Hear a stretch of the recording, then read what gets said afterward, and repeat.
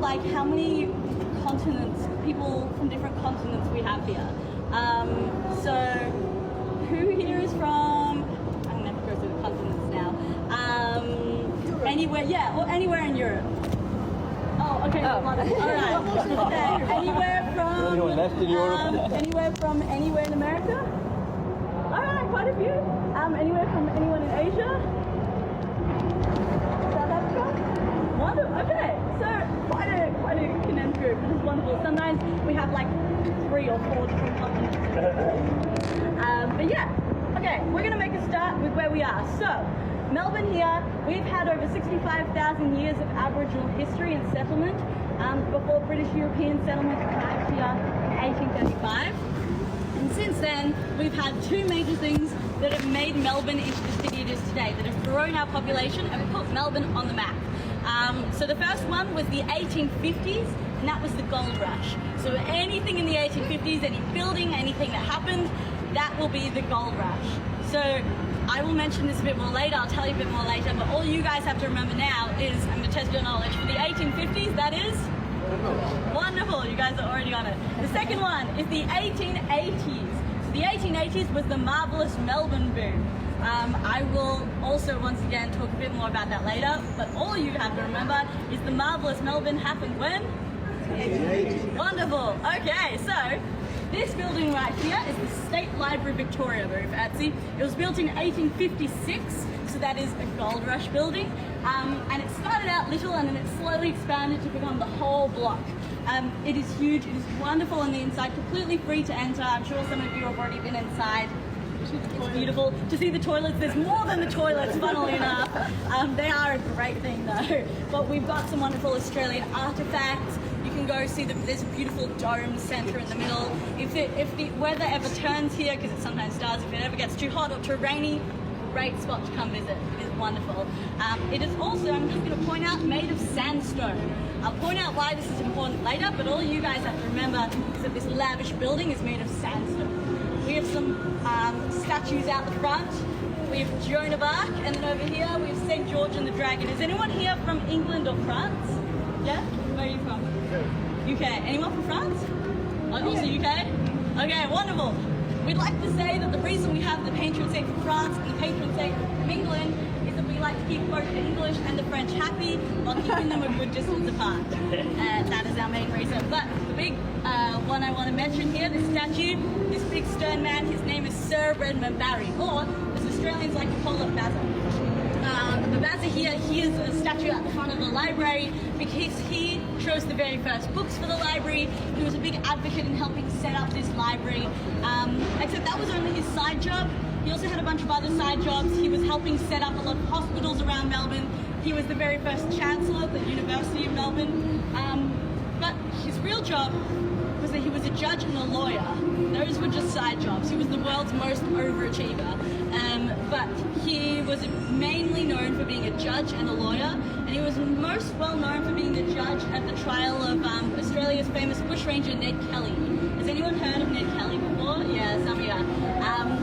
I will explain a bit more about Ned Kelly because he's very famous in Australian culture and Australian history. But just to give you a bit of an example, there's quite a few films after Ned Kelly, but I believe the most recent one is on Stand now. It was made in 2015, and it's with Russell Crowe. And I haven't checked it out for myself if it is on Stand, but it should be called something like Ned Kelly. So if you do want to learn more about his story, you can always Google that. Google that one. It's something called Ned Kelly or the Kelly Gang story or something like that. Search up Ned Kelly and there'll be a movie.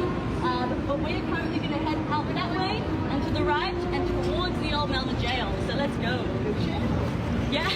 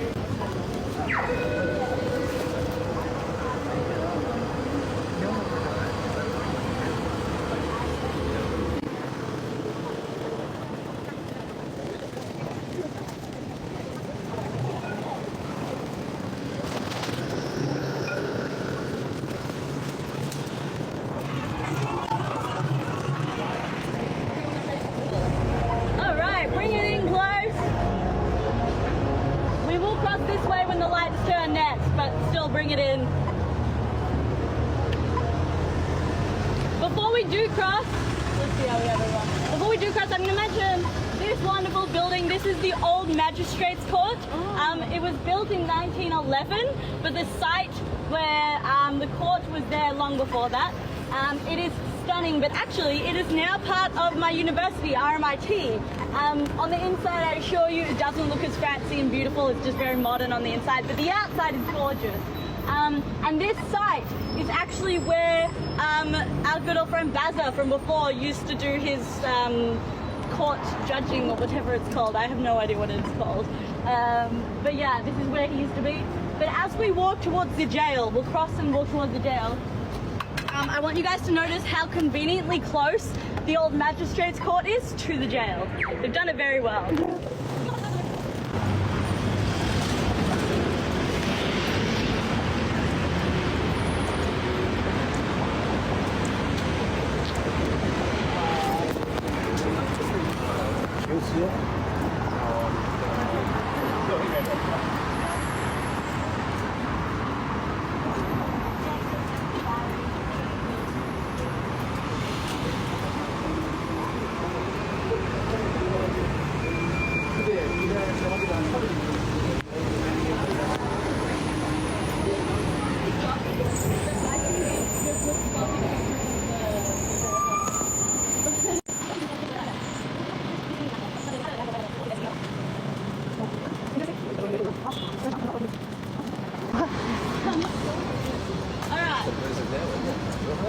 It's currently busy, so we can't go inside the jail, but take a look at the jail. It is stunning, and then we'll go around the side. So stay on the outside, take a look, and when you're ready, we can come outside.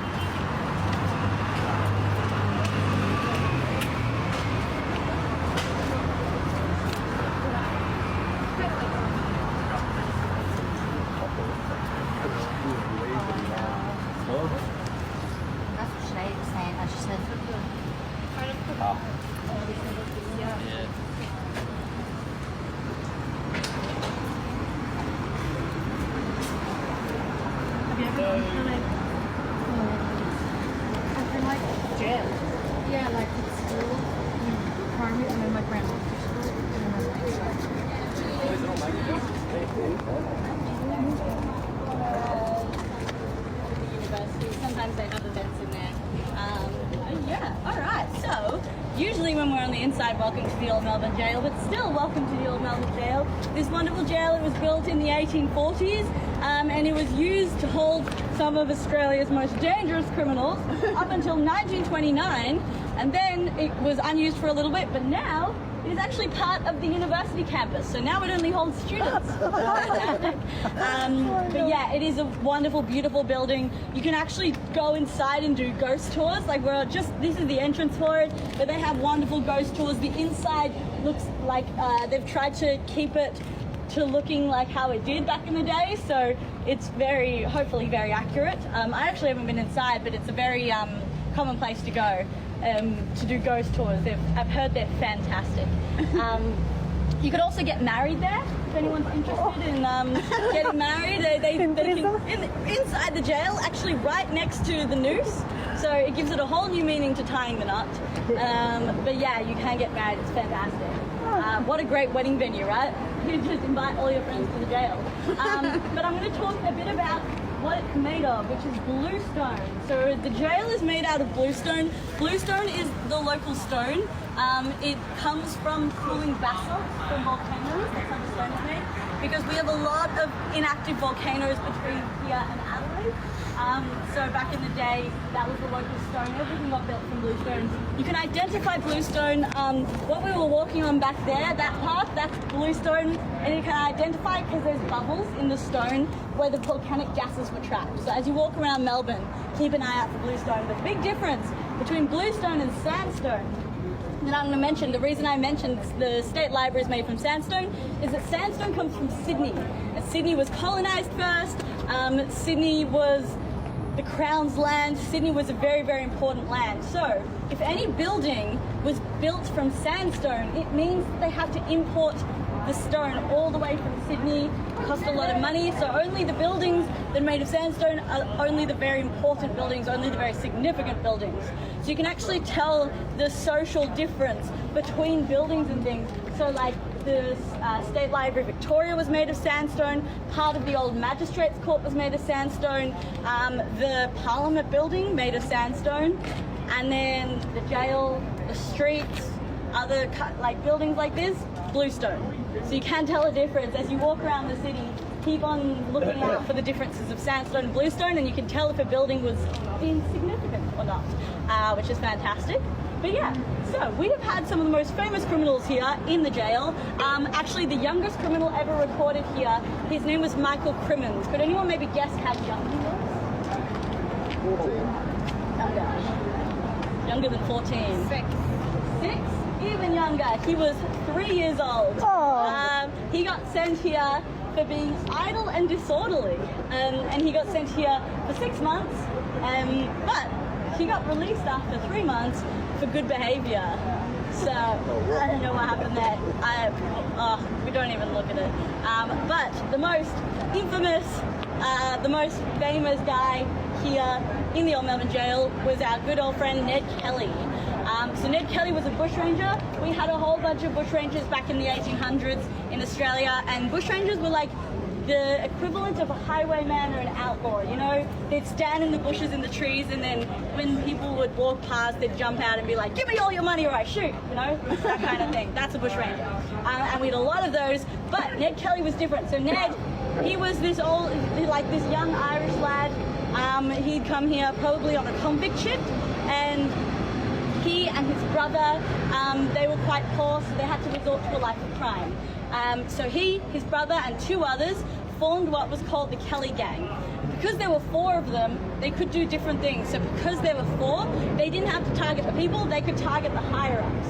So they would target the banks. So they would go famously into a town, they would rob the bank, and then they would go to the pub, and they would offer, and they would buy everyone drinks at the pub.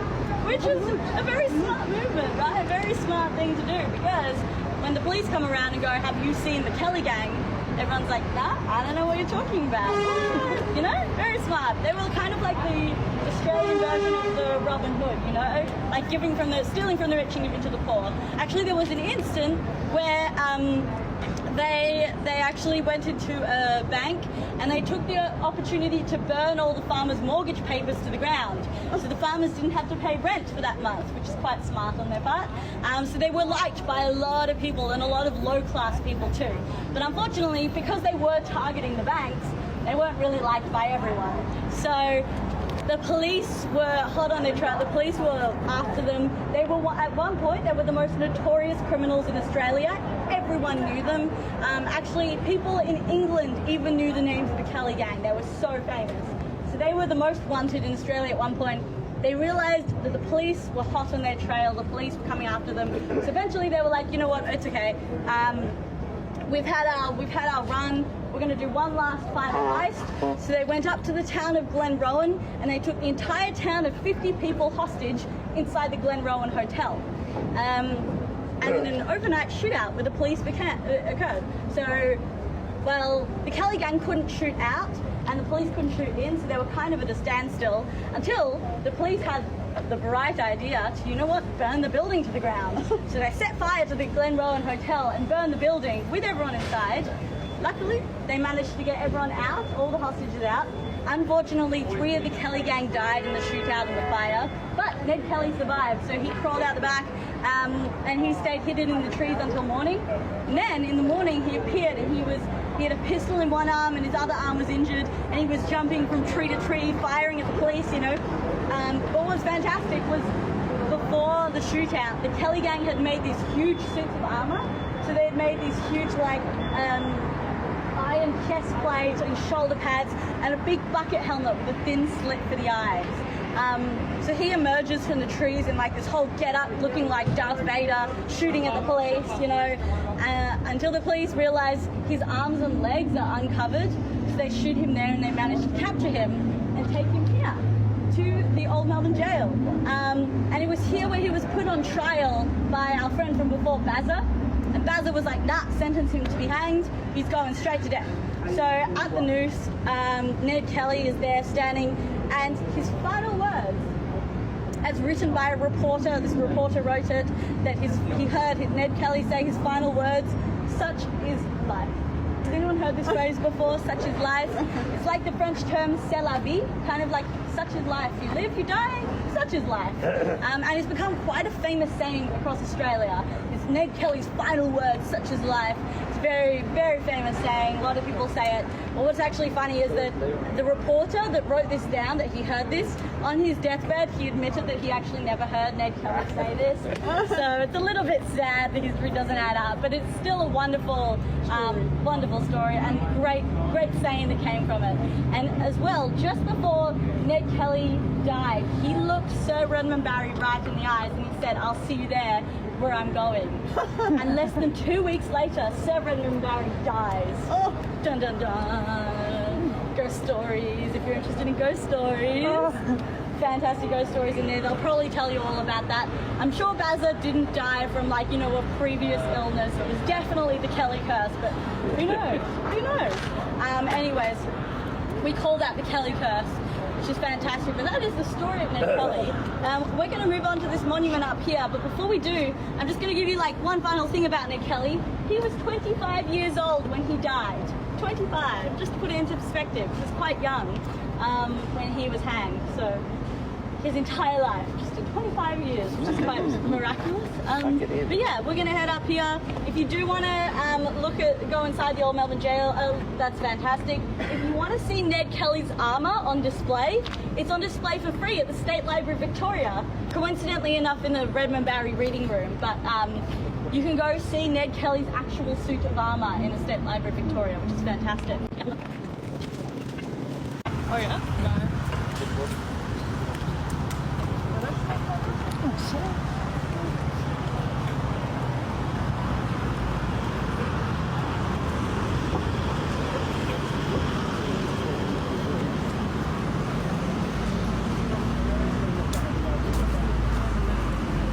Come up the road, bring it in. I really don't want anyone getting run over on my watch.